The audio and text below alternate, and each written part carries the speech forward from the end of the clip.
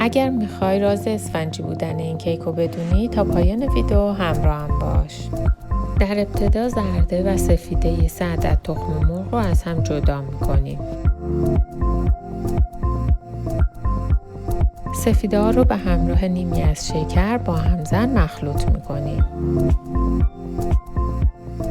حالا ما بقیه شکر رو به همراه هل و بیکینگ پود به زرده ها اضافه میکنیم و خوب هم میزنیم تا کرمی و کشدار بشه. در حین کار حتما چند بار با لیسک دورگیری کنید تا همه مواد با هم کاملا مخلوط بشن.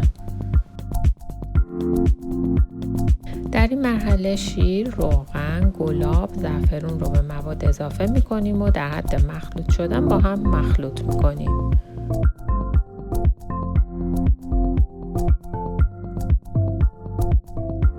حالا آرد رو طی چند مرحله به موادمون اضافه میکنیم.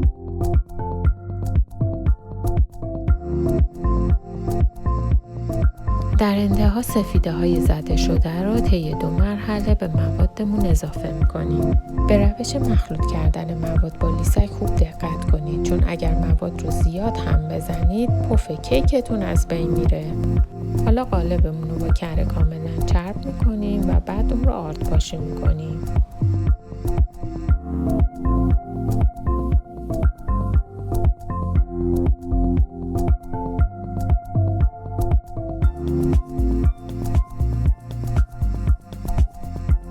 من برای تزیین از مخلوط شکلات چیپسی و خلال پسته استفاده کردم.